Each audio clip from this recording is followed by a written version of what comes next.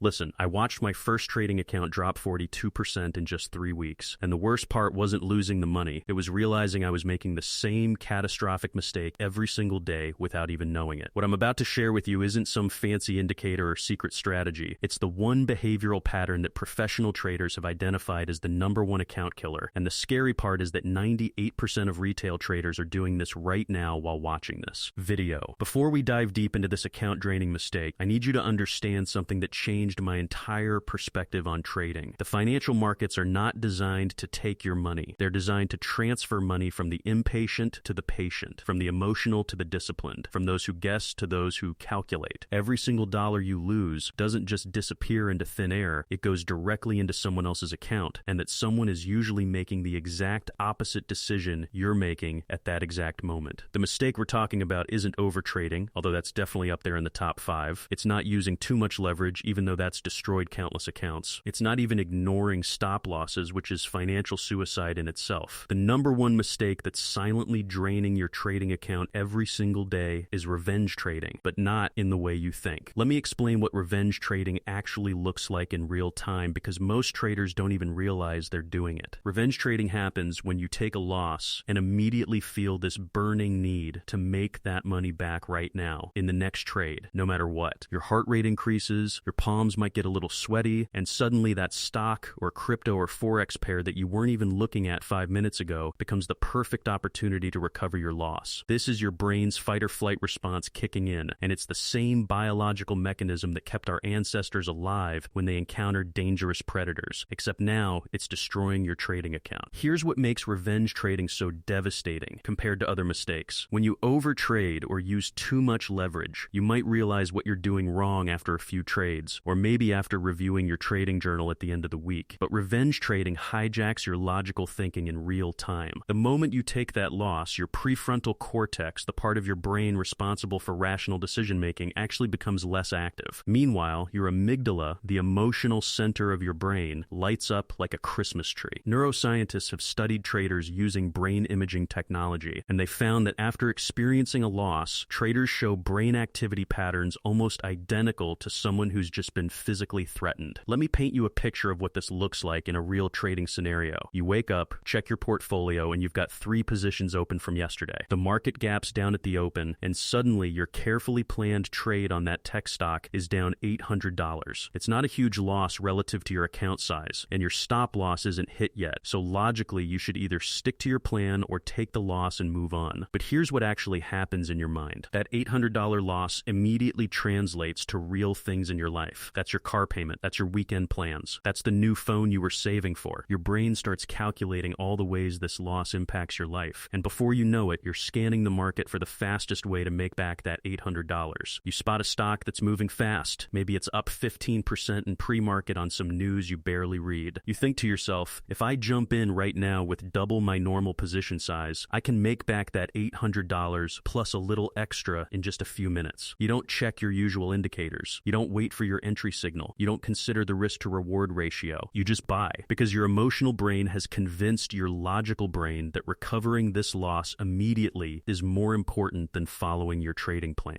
And here's the brutal truth. This impulsive revenge trade has maybe a 20% chance of working out, but an 80% chance of making your situation significantly worse. When that revenge trade goes against you, and statistically it probably will, you're now down maybe $1,300 instead of $800. But something even more dangerous happens psychologically. You've now broken your trading rules twice, once by taking the revenge trade and once by doubling your position size without proper analysis. Your brain knows you've abandoned discipline, and it becomes easier to justify the next rule-breaking trade. It's like when you're on a diet and you eat one cookie, suddenly eating the whole box doesn't seem that much worse. Psychologists call this the what the hell effect, and it's absolutely devastating in trading. The real damage from revenge trading isn't just the money you lose on that one impulsive trade. It's the cascade effect that follows. Professional traders who've studied their own trading journals have found that revenge trading creates what they call loss spirals. One study of retail trader behavior analyzed over 40,000 trading accounts over a 5-year period, and they found that accounts which exhibited revenge trading patterns identified by rapidly increasing trade frequency after losses had account survival rates of less than 6 months on average. Compare that to disciplined traders who maintained consistent trading patterns regardless of wins wins or losses, who had account survival rates exceeding 3 years. Let me break down the exact chain of events that happens during a revenge trading spiral, because recognizing this pattern in real time is the first step to breaking it. Stage 1 is the initial loss, which could be any size but usually feels significant relative to your account or your daily profit target. Stage 2 is the emotional reaction, where you feel anger, frustration, or anxiety about the loss. Stage 3 is the rationalization, where your mind starts creating logical sounding reasons why the next trade is different, why it's a sure thing, why you need to take it right now. Stage 4 is the execution, where you enter a position that doesn't meet your normal criteria. Stage 5 is the result, which is most often another loss, but even if it's a win, you've reinforced a terrible habit. Stage 6 is the repetition, where the cycle begins again, each time with slightly weaker discipline and slightly stronger emotional responses. Now here's what most trading educators won't tell you about revenge trading, because it's uncomfortable and it challenges the whole idea of mechanical trading systems. You cannot logic your way out of revenge trading. You can't just decide not to do it anymore and expect that decision to hold up when your account is down 15% and your emotions are screaming at you to do something. The reason revenge trading is so persistent is because it occasionally works, and when it does work, it creates one of the most powerful psychological reinforcement mechanisms known to behavioral science. Imagine you take a revenge trade and it actually works out. You made back your loss plus a little extra, and it only took 20 minutes. Your brain releases dopamine, the same neurotransmitter involved in addiction, and it creates a powerful memory linking the action of revenge trading with the reward of recovering losses. This single successful revenge trade can undo months of disciplined trading practice, because your brain now has proof that revenge trading works. Never mind that it only worked 1 out of 5 times, or that the other 4 times cost you significantly more. Your brain remembers the win more vividly than the losses, because it was emotionally charged. Professional traders who've overcome revenge trading don't do it by becoming emotionless robots or by having superhuman discipline. They do it by implementing what I call circuit breakers, which are predetermined rules that physically prevent you from revenge trading before your emotional brain can override your logical brain. The most effective circuit breaker is the 3-strike rule, and here's exactly how it works. Before you start your trading day, you decide that if you take 3 losing trades, regardless of the size of those losses, you're done trading for the day. Not done for an hour, not done until you calm down, done completely. You close your trading platform, you walk away from your computer, you engage in a completely different activity. This sounds simple, maybe too simple, but the psychology behind why this works is fascinating. By setting this rule before your trading day begins, when you're in a calm and rational state of mind, you're essentially having your logical brain create a contract with your future emotional brain. When you hit that 3rd loss and your emotions are raging, you don't have to make a decision about whether to keep trading or not. The decision was already made hours ago by the rational version of yourself. All you have to do is follow the predetermined rule, which is significantly easier than trying to make a rational decision while you're emotionally compromised. But circuit breakers alone aren't enough to completely eliminate revenge trading from your system. You also need to understand the deeper psychological reason why revenge trading feels so compelling, and it goes back to something called loss aversion. Research in behavioral economics has shown that psychologically, losses feel approximately 2 to 2.5 times more painful than equivalent gains feel pleasurable. This means that losing $100 hurts more than twice as much as winning $100 feels good. Your brain is wired to avoid losses more strongly than it seeks gains, which is why that loss you took this morning is consuming your thoughts way more than the win you had yesterday. Loss aversion is why traders hold losing positions way too long, hoping they'll come back, while cutting winning positions way too early, afraid they'll give back profits. It's the same psychological mechanism, just manifesting in different ways. And here's the connection to revenge trading that most people miss. When you take a revenge trade, you're not actually trying to make money. You're trying to undo a loss, to make it so that loss never happened. Your brain wants to rewrite history, to return to the emotional state you were in before you took that loss. This is impossible, of course, but your emotional brain doesn't care about what's possible. It only cares about reducing the psychological pain of that loss. The traders who successfully overcome revenge trading share one critical characteristic. They've changed their relationship with losses entirely. Instead of viewing a loss as a failure, as money gone forever, as a painful event to be avoided or immediately reversed, they view losses as the cost of doing business. Think about any other business in the world. A restaurant doesn't try to revenge cook a better meal when they burn a steak. A retail store doesn't panic order more inventory when one product doesn't sell. They accept that losses and failures are part of the process, they learn from them, and they move forward with their established plan. But for some reason, traders Traders think they should be able to avoid losses completely, and when they do take a loss, they treat it as an emergency that requires immediate action. Here's a framework that professional traders use to completely reframe how they think about losses, and I want you to really absorb this because it's probably the most valuable thing you'll hear about trading psychology. Before you enter any trade, you should know your maximum risk. Let's say it's $200. The moment you enter that trade, that $200 is already gone. It's spent. It's the price you paid to see if your analysis is correct and if the market will move in your favor. If the trade works out, you get your $200 back plus profit. If it doesn't work out, you already accepted that cost when you entered the position. There's no surprise, no emergency, no need for revenge because you already made peace with that potential loss before you clicked the buy button. This mental shift from viewing your risk as something you might lose to viewing it as something you've already spent is absolutely transformative. When you truly internalize this perspective, revenge trading becomes illogical. You don't try to revenge trade your way out of paying for groceries or paying your electric bill because you've accepted those as necessary costs. Trading losses, when planned and sized appropriately, are the exact same thing. They're the cost of being in the game, the price of having the opportunity to profit from market movements. Now let's talk about the practical steps you need to take starting today to eliminate revenge trading from your system, because understanding the psychology is important, but implementation is everything. First, you need to audit your past trades and identify every single instance of revenge trading. Go through your last 50 trades and mark which ones were taken within 30 minutes of a losing trade, which ones violated your normal entry criteria, which ones used larger position sizes than your rules allow. You'll probably find a pattern. Maybe you revenge trade more on certain days of the week, or after certain types of losses, or when you're trading certain instruments. This awareness is crucial because you can't fix a problem you haven't clearly identified. Second, you need to implement mandatory cool-down periods after every losing trade. This is non-negotiable. When you close a losing trade, you set a timer for 15 minutes minimum, and you do not enter another position until that timer goes off. During those 15 minutes, you don't look at charts, you don't scan for opportunities, you don't calculate how much you need to make back. You step away from your trading station completely. Get some water, do some push-ups, go outside for a few minutes, anything that physically removes you from the environment where revenge trading happens. Third, you need to reduce your position sizes across the board. And I know this sounds unrelated to revenge trading, but hear me out. One of the reasons revenge trading feels so urgent is because individual losses feel too painful, which usually means you're risking too much per trade relative to your account size and your emotional tolerance. If you're risking 5% of your account on each trade, a single loss feels catastrophic and triggers that revenge response. But if you're risking 1% or less, a single loss barely registers emotionally, making it much easier to move on to the next planned trade without emotional interference. Fourth, and this is where most traders resist, because it feels like admitting defeat, you need to set daily loss limits that force you to stop trading. If your account drops by a certain percentage in a day, maybe 3% or 5% depending on your strategy, your trading day is over. No exceptions, no special circumstances, no one last trade to make it back. This protects you from those catastrophic days where revenge trading spirals completely out of control and you turn a small loss into a massive account destroying drawdown. The final piece of the revenge trading solution is the hardest to implement, but the most important for long-term success. You need to develop what psychologists call emotional granularity when it comes to trading losses. Most traders experience a loss and label the emotion simply as bad or painful or frustrating, but there are actually many different types of negative emotions you might be feeling, and they require different responses. Sometimes you feel frustrated because you followed your plan perfectly, but the market just didn't cooperate. That's actually okay and doesn't require any change in behavior. Sometimes you feel angry because you broke your rules and took a trade you shouldn't have. That requires a review of your discipline systems. Sometimes you feel anxious because the loss puts your financial security at risk. That means your position sizing is too large and needs to be reduced immediately. By taking 60 seconds after each losing trade to specifically identify and label what you're feeling and why, you interrupt the automatic revenge trading response and engage your logical brain. You might write in your trading journal something like, "I feel frustrated because I got stopped out by normal volatility. My entry and plan were solid. This is just part of trading." Or you might write, "I feel anxious because this loss represents too much of my account. I need to cut my position sizes in half starting tomorrow." This simple practice of emotional labeling has been shown in psychological research to reduce the intensity of negative emotions by up to 50%, which is often enough to prevent the revenge trading impulse from taking over. Here's the truth that separates profitable traders from those who blow blow up their accounts within the first year. Trading success has almost nothing to do with finding the perfect strategy, the best indicators, or the secret chart pattern that nobody else knows about. It has everything to do with managing your psychology, protecting your capital, and refusing to let your emotional brain make decisions that your logical brain will regret. Revenge trading is just one manifestation of emotional decision-making, but it's the most common and the most destructive. Every professional trader you admire, every successful investor you follow, every person who's made consistent money in the markets has faced the exact same revenge trading impulses that you're facing right now. The difference is they developed systems to prevent themselves from acting on those impulses, and now you have those same systems. Starting tomorrow morning, before you place a single trade, I want you to write down your circuit breakers and commit to them like your trading career depends on it, because it absolutely does. Write down your 3-strike rule, your cooldown periods, your daily loss limit, your position size limits, whatever rules you need to prevent revenge trading. Put that paper right next to your trading screen where you'll see it all day long. And when you feel that familiar urge to make back a loss immediately, when your heart starts racing and you find yourself looking for the fastest moving stock to jump into, I want you to read those rules out loud and remember that the most profitable trade you can make sometimes is the one you don't take.